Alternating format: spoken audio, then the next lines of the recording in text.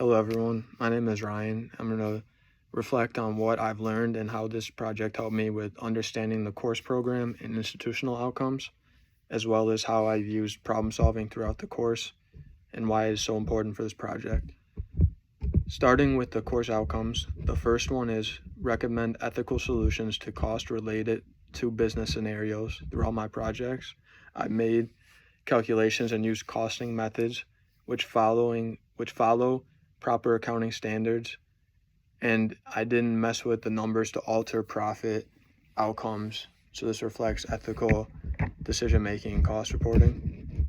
Next is identifying different types of costs, including direct, indirect, variable, and fixed costs.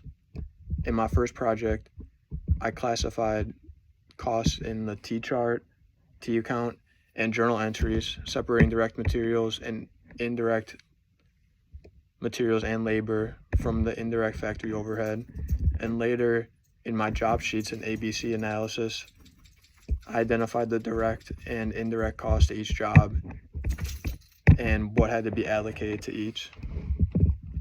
Next is classifying the characteristics of cost sheets in journal entries for job, orders, and process systems. I demonstrate this by completing journal entries to track material, labor, overhead, and also created 3 job sheets in the second portfolio project, breaking each of them down to the cumulative cost by source, showing how the job order costing works. Demonstrating basic CVP and break-even concepts using Excel. In the first project, we used Excel to create a cost of goods summary, so that allowed me to demonstrate my knowledge on Excel for cost accounting. Analyzing the difference in overhead allocation between traditional and ABC cost systems. In our most recent project, I compared simplified and activity-based systems to pricing of 2 different jobs, and this allowed me to analyze how ABC allocates overhead more accurately than simplified. Calculating predetermined overhead rate and over/under applied overhead.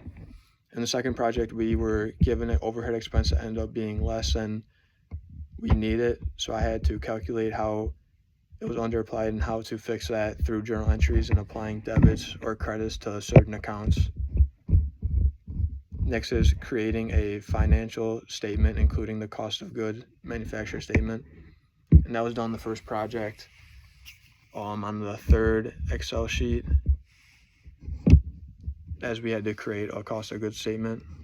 The last learning outcome is designing a solution into a real-world accounting situation using appropriate technology. Across all my projects, I use structured schedules and formulas similar to how real accountants would use Excel for any of their work. And going on to program level outcomes, demonstrating information literacy and communication.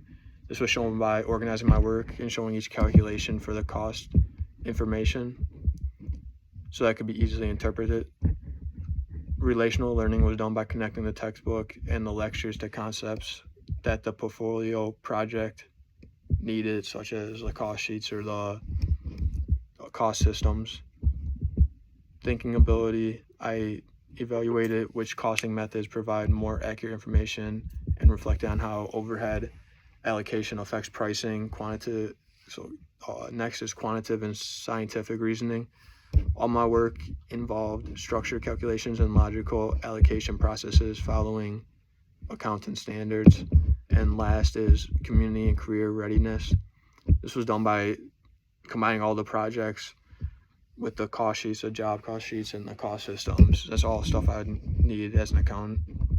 And when it comes to workplace capability, specifically identified for this course as problem solving, I use problem solving for each of my projects when having to figure out what to include, what not to include, what I needed for the journal entries, how to allocate the ABC and simplify system, and also all the cost sheets. I had to figure it out, do practice examples, and ask the teacher to make sure I knew what to do for my personal projects. Thank you.